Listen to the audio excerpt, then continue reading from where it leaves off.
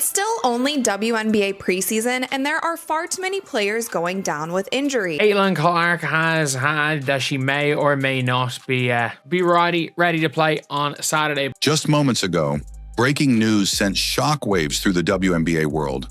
Key players from the Indiana Fever have gone down with injuries. I'm seeing a new injury report every single day of a player going down with injury during this preseason, and this is not great news for the WNBA. As the team prepares to face off against the Atlanta Dream, fans are left holding their breath. The spotlight is now burning hotter than ever, and the big question on everyone's mind is this: will Caitlin Clark play? Yeah, I mean, she's been limited in practice, so we're still very cautious in working our way back and really letting her body kind of tell her how much to do and really relying on the trainers, the athletic training staff. But she's making great progress, and that's what we need just to make sure that we're super cautious and have no setbacks. This isn't just any regular preseason matchup. This is a moment that could shape the Fever's early season trajectory. Kelsey Mitchell, a veteran powerhouse, is battling through a finger injury sustained overseas. And that is that Kelsey Mitchell is still dealing with an off-season finger injury. Chloe Peterson, who does a great job with the Indy Star, Kelsey Mitchell fractured her left middle finger, her shooting hand, while she was playing in China in the off-season. Another top player, Sonia Citron, had her own terrifying welcome to the WNBA moment. Sonia Citron has had her welcome to the WNBA moment. She got milled by a screen. She got absolutely milled by a screen. And with other stars like Jordan Canada also sidelined, the league suddenly feels like it's standing on fragile ground. But all eyes are on Caitlin Clark.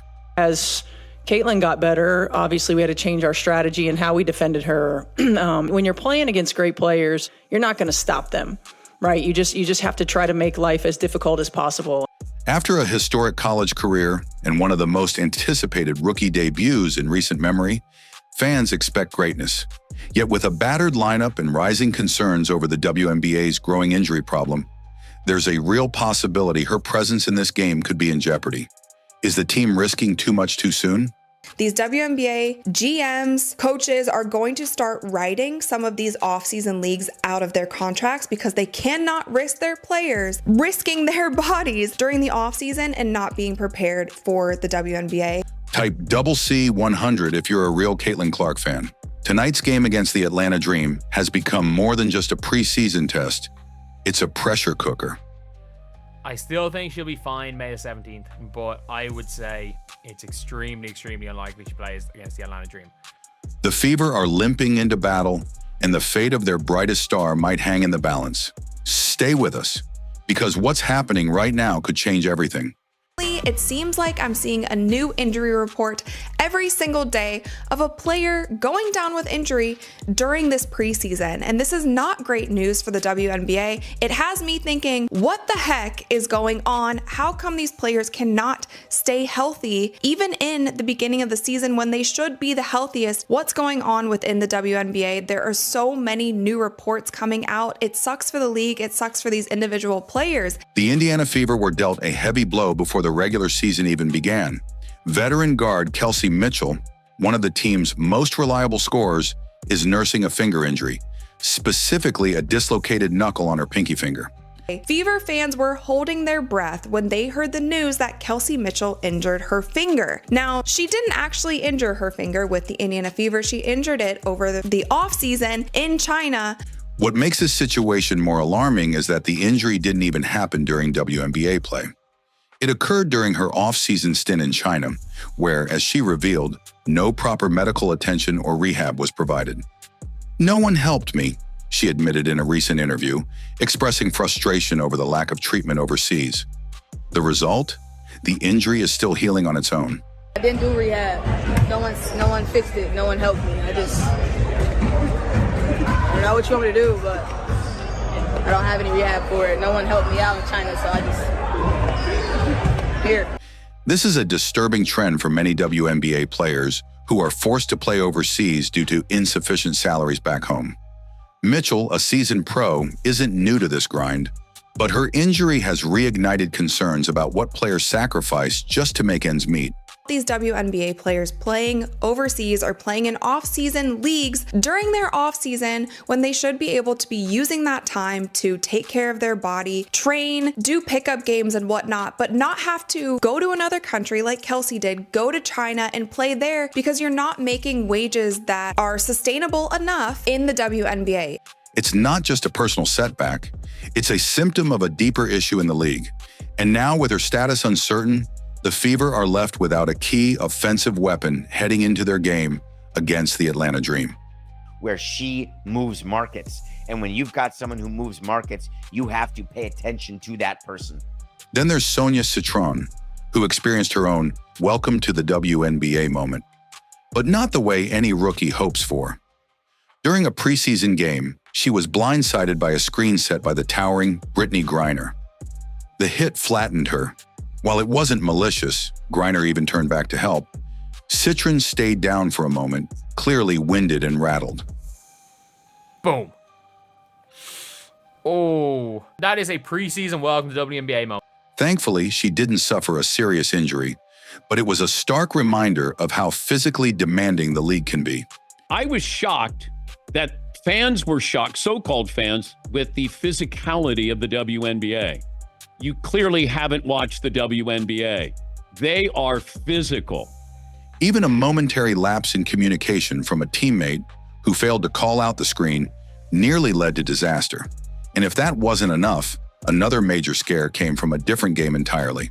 Jordan Canada, one of the league's standout guards, suffered a knee injury during the Washington Mystics versus Atlanta Dream matchup. While playing defense, she came down awkwardly and immediately struggled to put weight on her leg. With a towel draped over her head, she was escorted to the locker room. Jordan Canada is a star in the WNBA. She was playing defense. It seemed like she came down funny on her knee. It did not look good. She was escorted to the locker room after the defensive possession. As of now, there's no official update on her condition, but the scene looked grim. Another star possibly sidelined before the season even begins. Unfortunately, the injury reports don't stop there. The Connecticut Sun recently released their pregame status update, listing Diamond DeShields as out due to a right ankle injury. I saw the Connecticut Sun gave their status report for tomorrow's game versus the New York Liberty. Diamond DeShields out with a right ankle injury, Anissa Morrow out with a right knee injury, and Amy Okongwu questionable with a left hip. Ana Maria Montañez Moro is also out with a right knee injury, and Amy Atogwe-Aogo is questionable with a hip issue. These aren't just minor bench players. We're talking about core contributors who shape their team's strategies and chemistry. Across the league, preseason has turned into a battlefield. The Las Vegas Aces are also reeling. Megan Gustafson, a key rotation player, has gone down with a significant injury, and rookie Georgia Moore won't see the floor this season due to a preseason injury before games even began. We already heard that the Aces had a huge blow with Meg Gustafson going down with injury. Also, Georgia Moore was hurt before the preseason even started. She will be out for the season. There are just too many of these injuries, and I feel like there's a new report every single day. That's a brutal loss for a team hoping to build on championship momentum. Every day, another name gets added to the injury list, and fans are starting to ask whether there's a systemic problem with how the WNBA is handling the preseason. All of this begs a serious question. How much physical toll are these athletes supposed to endure before someone steps in? With so many names already sidelined, it's clear the league is facing a crisis of durability. And for Indiana Fever fans, the immediate concern is this: how will the team compete, and who's left to carry the load against the Atlanta Dream? It's not a great news for Indiana. It's really not. But you know what? All that matters is game one. All that matters is game one. Preseason does not matter in any way at all, if we're being honest. With so many Indiana Fever players going down, all eyes now turn to the most talked about name in women's basketball, Caitlin Clark. The rookie sensation has brought unmatched energy and media attention to the WNBA. Pretty exciting. One of the big reasons fans flock to State Farm Arena is, of course, the Caitlin Clark effect. She's a wonderful player. She brought a lot of eyeballs. But now the pressure is mounting. Fans want to know, with the Fever lineup battered, will Caitlin be thrown into the fire earlier than expected? Will she suit up against the Atlanta Dream and carry the weight of the team on her shoulders? The good news? Caitlin Clark has never looked better. According to recent reports and visual comparisons, the transformation in her physique from her final college season to now is stunning. She's added visible strength and lean muscle, all thanks to a focused and uninterrupted off-season training program. We saw what Caitlin Clark looks like now, the difference of her body from year 1 to year 2, how much stronger she has gotten, how much more muscle she has put on. Those two players being able to take the entire offseason to work on themselves and not risk their bodies playing in an overseas league or even playing in Unrivaled. Unlike many players who had to grind overseas or take part in intense off-season leagues like Unrivaled, Caitlin had the luxury and the strategic foresight to prioritize her body, her rest, and her development, and that decision could be the difference maker. In the same way that NBA veterans take summers to train in silence, Clark used her time to prepare for the physicality of the pro level. She's an incredibly hard worker. She's a high IQ player. She's a perfectionist. Like, she wants to get better. She lives in the gym. And so you knew that growth was going to take place, and having the opportunity to watch her on a daily basis and how she approaches the work. Like, there are work ethics and there are work styles, right? And a work style of not wasting reps, of not wasting time, of being very intentional about a growth process. After seeing the injuries stacking up around the league, that choice looks even more genius. She didn't chase a check overseas or push her limits in a high-contact off-season league. Instead, she trained smarter. And now if she plays, she could be one of the few fully prepared bodies left on the court. One more thing on Caitlin, which makes her super valuable, is she is leading the WNBA in points generated, which means points scored and or points assisted on. She is leading the league by a significant margin, and she's doing this as a rookie with a Fever team that is not comprised of a bunch of all-stars. That said, the Fever coaching staff will have a difficult decision to make. Do they unleash Clark in a depleted lineup and risk early wear and tear? Or do they protect her and give her a limited role until the regular season begins? Given her value, not just to Indiana, but to the entire league, it's a delicate balance. Every minute she plays brings excitement and viewership, but it also brings risk, especially with how physical the league has already proven to be. For now, there's been no official statement ruling Caitlin Clark out or in for the matchup against the Atlanta Dream. But one thing is certain, if she does play, she'll be doing it with the weight of expectations, the legacy of a rising franchise, and the hope of a bruised fan base resting on her every move.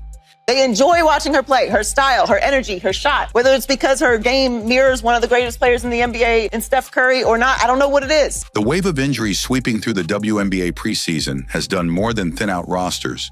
It sparked serious concerns about the league's direction, its priorities, and most importantly, its ability to protect its players. But at the same time, you have to protect your players, especially with the WNBA growing as fast as it is. You have to protect your players. That should be priority number one.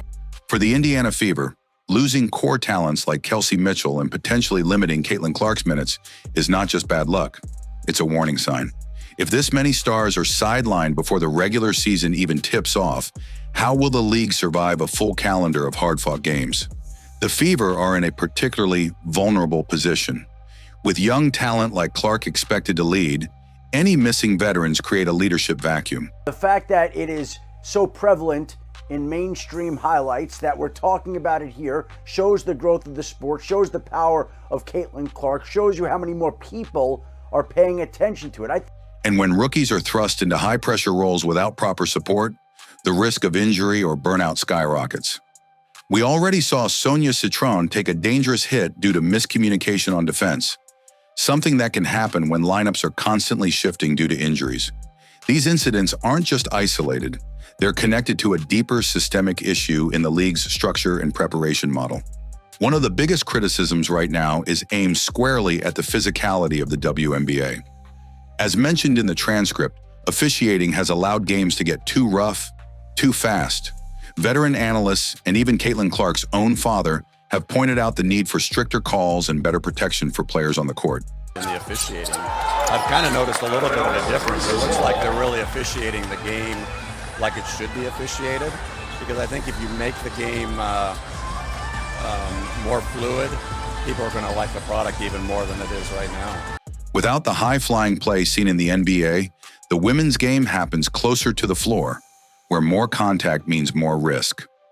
Letting games spiral into overly physical battles isn't tough basketball, it's negligent. This ties directly into the league's ongoing conversation about off-season commitments. Too many WNBA players are forced to go overseas or join off-season leagues like Unrivaled just to earn a livable income. While the intention behind Unrivaled was noble, creating an alternative to overseas play, it has come under scrutiny for its intensity, physical demands, and lack of long-term safety nets. WNBA general managers have voiced concern that continued off-season grinding will shorten careers and damage the main league's product. That's why Clark's choice to avoid these additional leagues may become the new standard for rising stars. Yeah, I think any rookie coming into this league, you all kind of experience the same thing. You're moving to a new city, you're meeting new people, have new teammates, have new coaches. You're trying to figure out how the WNBA works. So I think it's all just really new. Like, you're starting to just a very new chapter of your life and you're trying to get your feet under you. So I don't know. I think going into year 2, that's kind of the biggest thing for me is just I feel like I have experience in this league. I know what to expect. I know how training camp works, even though we have a new coach and I have a lot of new teammates. Like, just having that experience of how things operate, I think has provided me with a lot of confidence.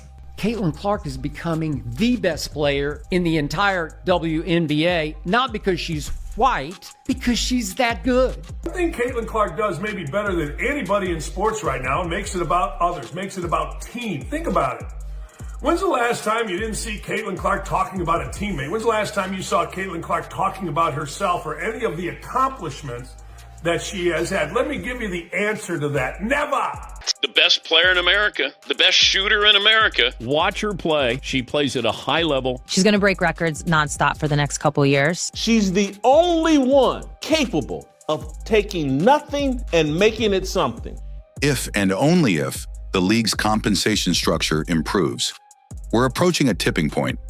Either the WNBA steps up with higher salaries and better year-round support for its athletes, or it continues to see its talent pool chipped away by injuries, fatigue, and overseas commitments. The new collective bargaining agreement may offer hope, but it needs teeth. It needs real reform. And from a league branding perspective, the WNBA cannot afford to lose its stars. Viewership is climbing. Buzz is at an all-time high. But when headlines are dominated by injury reports instead of highlight reels, it damages momentum. If Caitlin Clark is sidelined, or even plays tentatively due to concerns about getting hurt, it affects the entertainment value and ultimately the bottom line. So what does this all mean for Indiana Fever fans and the league at large? It means the time for patchwork solutions is over. The WNBA has to evolve. That means smarter officiating, safer scheduling, and a complete overhaul in how players are cared for in the offseason. Because one more injury to a marquee player like Caitlin Clark, and the entire narrative could shift from one of growth to one of preventable collapse. I can't imagine this young lady, I don't want to use hate, but despise. She's cocky for a good reason. Confident. The Indiana Fever are standing at a crossroads. Injuries have already begun to reshape their roster, and the season hasn't even officially started. With Kelsey Mitchell's finger injury, Sonia Citrone's early scare, and a league-wide wave of sideline stars, this isn't just a team issue. It's a league-wide crisis that's forcing everyone to pay attention. And at the center of it all, with the spotlight fixed squarely on her, is Caitlin Clark. The question remains, will Caitlin Clark take the floor against the Atlanta Dream? Or will the Fever hold her back, choosing long-term protection over short-term excitement? It's a decision that weighs heavy, not just for the team, but for the fans, the broadcasters, and the entire WNBA, which is relying on stars like Clark to drive the league forward. One wrong move could risk her health, but sitting her could feel like a missed opportunity in front of a national audience. This moment reveals a deeper truth. The WNBA can no longer afford to ignore the physical toll it places on its athletes. Between overseas leagues, off-season commitments, and the lack of year-round support, players are being pushed to their limits and breaking. The league needs to shift from survival mode to sustainability, where protecting players isn't an afterthought, it's the foundation. For Caitlin Clark and the Indiana Fever, the next few days could define the tone of the season. If Clark plays and shines, she could give fans a much-needed spark of hope. If she's held out, it sends a strong message that the team is playing the long game and protecting its future. Either way, this situation is more than just a game. It's a reflection of everything the WNBA is and everything it still needs to become. So, what do you think? Should Caitlin Clark play against the Atlanta Dream, or should the Fever play it safe? Drop your thoughts in the comments below. And if you want to stay updated on every twist and turn this season, make sure to like, subscribe, and hit that notification bell. Because in the WNBA, every play could be the one that changes everything.